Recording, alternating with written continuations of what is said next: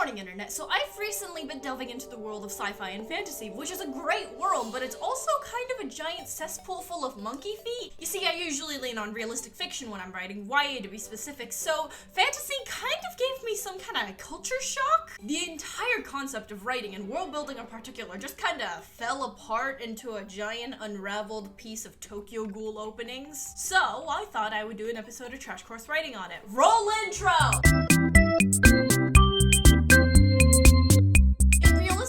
It's about what's immediately there. People already know what a classroom is, so you have to write about what kind of hairy boomer is in the classroom, because you know there's a hairy boomer somewhere in the classroom. You don't say that there are posters encouraging learning on the walls, you say what kind there are. You don't say that there are tables and desks, you say what kind. And the reader is kind of expected to fill in the blanks. In fantasy in particular, not so much sci-fi, but also sci-fi. If you want to get an exact picture into the reader's head, you have to spend so much time just describing little mundane things like different foreign species of tree or animals. Hard world building is explaining everything in an intricately detailed patchwork where you weave everything together and every little intricacy is visible. And then there's soft world building where the patchwork is there, but the camera is out of focus, leaving just a flash of colors.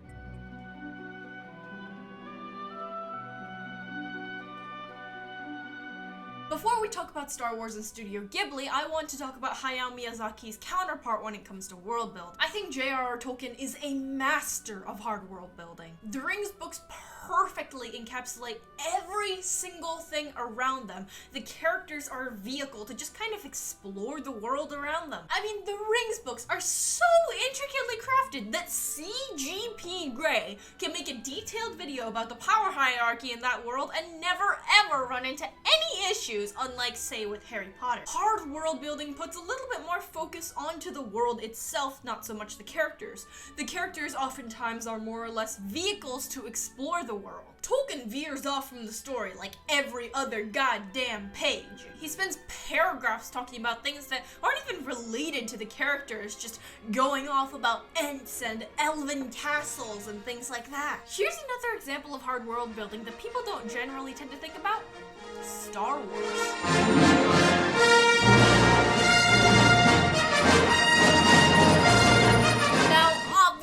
Star Wars isn't a book, and I'm not putting myself through 9 of the most boring movies ever created just for the sake of a goddamn YouTube video. Wow, Ash, way to literally alienate every single human being one by one from your potential audience. You're sure to get 40 subs that way. By the way, thanks for over 30 subs. I've only been at this for like 4 months. I don't even think I have 30 friends. A guy I know, Asher, has been uploading since like 2016, and we just passed him as subscribers, so thanks for all the support. Now, I don't ever recall watching a piece of Star Wars media without falling asleep. Wow, great job, Ash. You just lost all of those subscribers. Point is, I know literally nothing about Star Wars, so I called in my guitar teacher, again, you may remember her from the Minecraft's music video, who is apparently a Star Wars aficionado. Or, I don't know, does every typical Star Wars fan have this amount of paraphernalia in their rooms? I don't know. Transition. Was poppin' Homo sapien? What's up? Today, I just want to ask you a couple questions about the Star Wars franchise. My knowledge about the franchise is kind of like a spider's knowledge of quantum mechanics. Hopping straight into it. When I first asked you to do this interview, the first thing you asked me was legends or canon, which I don't quite get, so what's the deal with the legend and the canon? Legends were the Star Wars books and video games that were written before Disney acquired Star Wars. They used to be canon. They used to tell the tale of Han Solo, Luke, and Leia, their offspring really, from the time of Return of the Jedi, when they blew up the second Death Star, going forward to Leia and Han's great-grandchildren. Disney, when they acquired it, all of the books written under the Disney license are canon. To make that canon, they had to basically make everything I read make-believe. And I suck at trivia now because I know all the make-believe things. Who exactly are the people that write these legends? I assume it's more than one person. Fantasy and science fiction writers apply to write a Star Wars book.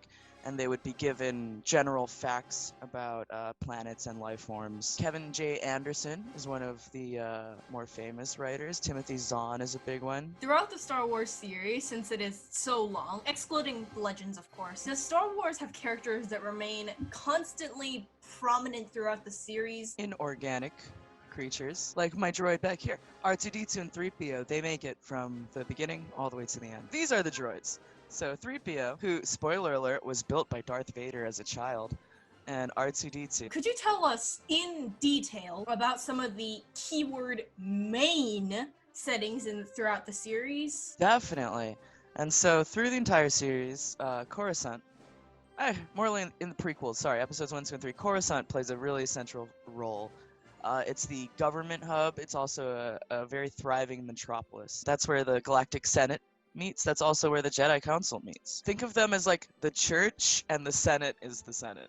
Could you tell us a little bit more about the general outside, not just like the big elite important to the story aspects, but some of the more minute details of Khorasan? Coruscant itself is a multi-layered city. It's got hundreds and hundreds of layers.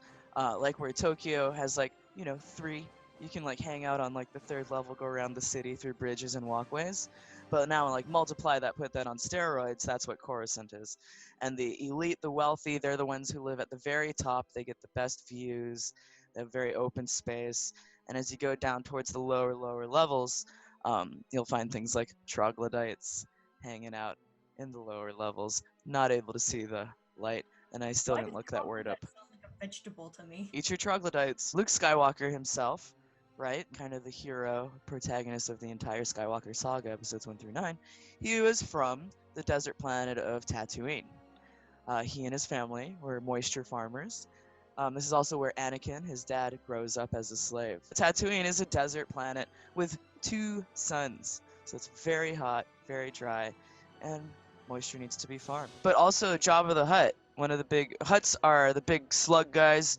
You'll recall, well, other people recall, Jabba the Hutt kept Leia captive in the gold slave outfit. And so Jabba the Hutt is basically a space mobster. He has hits out on people. He deals in illegal smuggling and trade. He's pretty gross and womanizing, and sort of reminds me a little bit of people that are in current events today. Orange is the new black. Could you, in as much detail as you know how, explain a little bit more about those more fantastical aspects and how they work and how they function within the world?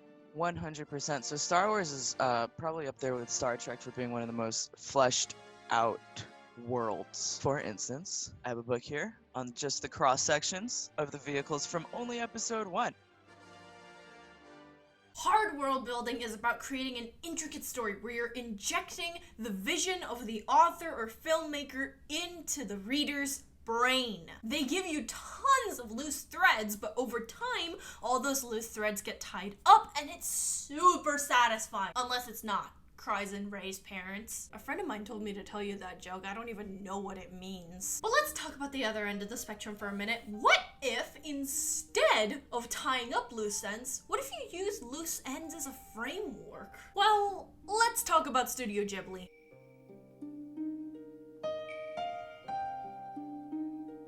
There are 2 ways to take a picture of a subject in a landscape. You can take a picture where everything is crystal clear and you can see every little detail, or you can keep the subject in the middle and then just kind of bokeh out the background. That's how I like to think of soft world building. The characters and story are in the center, but everything else makes up the background. Don't get me wrong, the background is most often extremely beautiful, but nobody really ever explains it. It's all just kind of there. Soft world building treats fantasy like it's realistic fiction.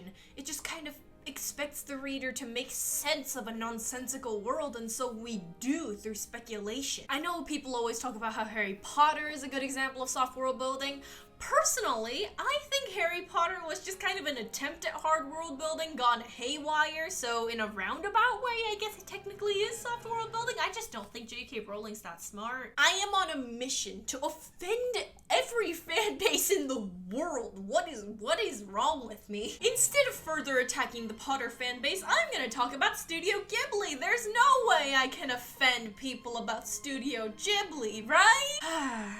So anyway, it's pronounced Nausicaa in the Valley of the Wind, not Nausicaa like all you normie Americans call it. I have an instinctual need to offend people. Nausicaa's world is very atmospheric. It adds to the story in meaningful ways, don't get me wrong, but it doesn't make a lot of sense if you start asking questions, but in a way, it doesn't need to. A big component in Nausicaa's story is that her village is kind of the underdog in this world. Everything is kind of mysterious to them. They don't have insane science projects that get out of control, and they don't have grand plans to completely override the world around them. That's why the world seems so mysterious. It's written from the perspective of that village. Why is the air clean underneath the Sea of Decay when there's polluted water and soil and stuff there? Why are the insect shells so big? What is the fox squirrel? Is it an evolutionary descendant of the squirrel or the fox? It takes a while, but after a little bit you kinda tend to come to the realization that nobody gives a flying fuck. The insects look the way they are just to add atmosphere. Of course Toromekia and Pidgeot want to kill them all. They look like that. Do you want that in your backyard spreading across the majority of the world? But I think the best example of soft world building in Nausicaa is the garden. First of all, can we appreciate how pretty this is? I mean, I know they're toxic plants that can kill you in 5 minutes with their fumes, but look how pretty. Ahem. Right.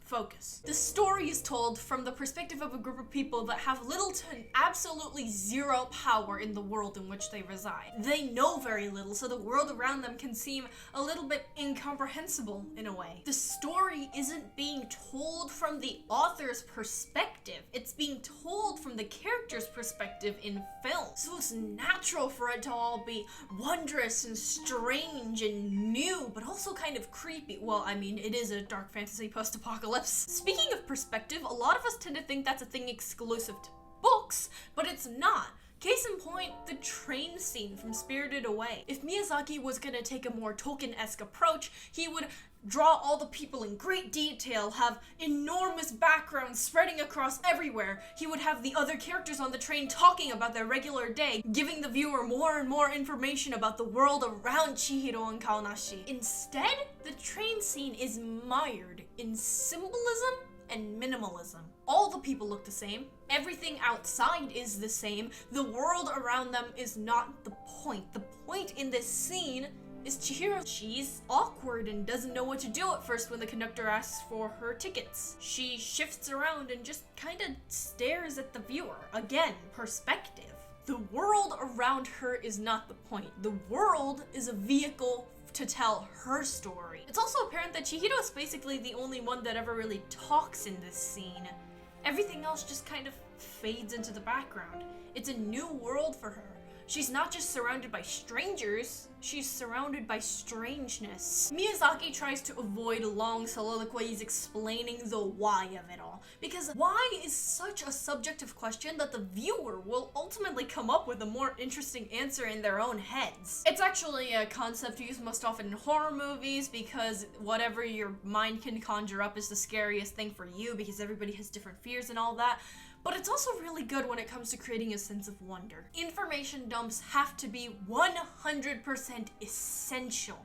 Chekhov's gun, right? Well, Chekhov's gun is actually kind of an oxymoron when it comes to soft world building, but I digress. The only time when anybody ever actually explains anything is when Haku explains Yubaba's whole shtick, Kamaji explains Yubaba's whole shtick, and Yubaba explains, you get it, don't you? You got it, you got it, do you got it, do you get it, do you got it? This creates a focus on the characters and the characters only, not the world around them. Now, let's talk about Harry Potter.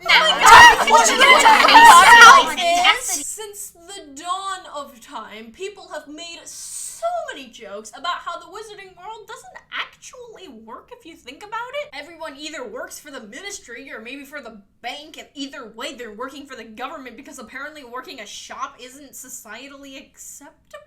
Also, J.K. Rowling said in an interview that only 1,000 students ever go to Hogwarts at one time. That means there's like 143 people entering the workforce from each school, and there's only 3 schools she ever mentions in the books. Not to mention, where are the primary schools? Is there a wizarding primary school, or do they go to school with muggles? I don't think Malfoy would have gone to school with a muggle. What about university? Is there wizarding universities out there somewhere?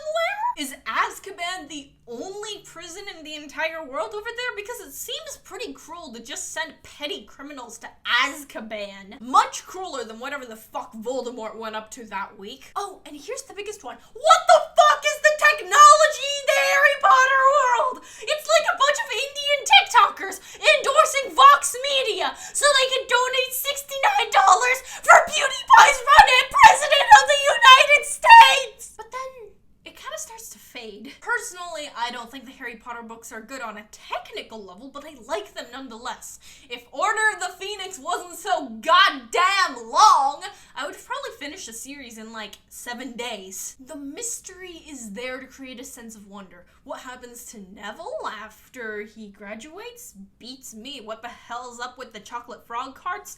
I don't know. Why were Dumbledore and Grindelwald so close? Beats me. I don't fucking care. Which is why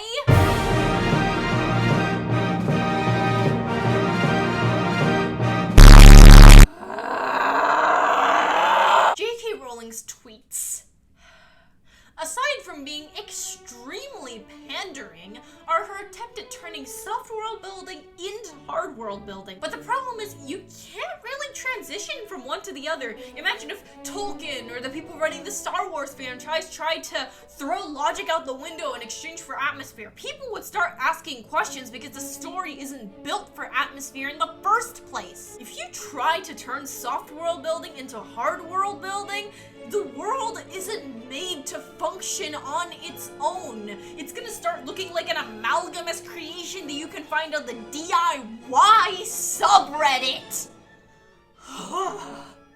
DIY. 5-minute crafts is coming for PewDiePie.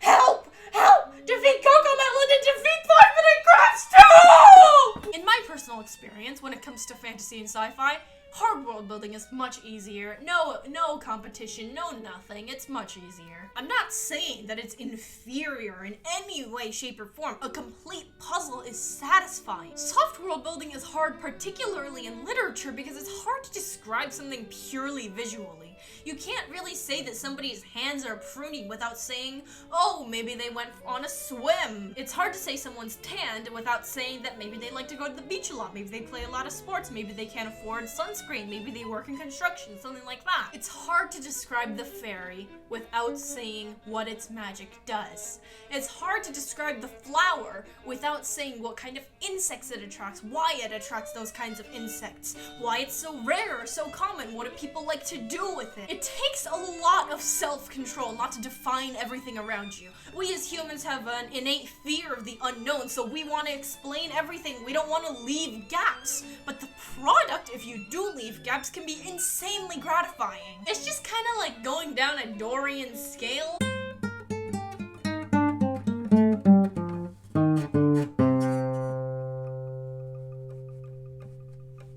I'll be honest, I haven't quite gotten the hang of it yet, but I'm working on it, which is why I'm issuing a challenge both for myself and you. That's right, you. Yeah, you, with the teeth and the ears. I know many people say they want to write something, but oh, I just can't think of a good premise, so I'm giving one for you to practice your soft world build. Isabel started picking up her pace. Being late for school, her sandals clicked on the road beneath her. On the sidewalk, she sees a door just standing there. She chuckles to herself and goes through it, only to find herself in. You can modify it all you want, by the way. I know it sounds like an SSAT prompt, and I kind of do that on purpose for reasons I'll get into in a future video. I'm currently working on a story that is finished by the time this video comes out, but here's the catch. I'll only send it to you if you answer the prompt too. Send it to me in any way that you know how. I'll keep it short so you do too, about 500 words, give or take. That's about 1 page on Google Docs, by the way. I know so many writers that complain about how, there aren't enough rated communities out there, so let's just make one, okay? Okay, stop complaining. But for now, thank you all very much for watching. Check out the other content on this channel, and please consider subscribing if you like what you see. And this is PDD Ash, signing off.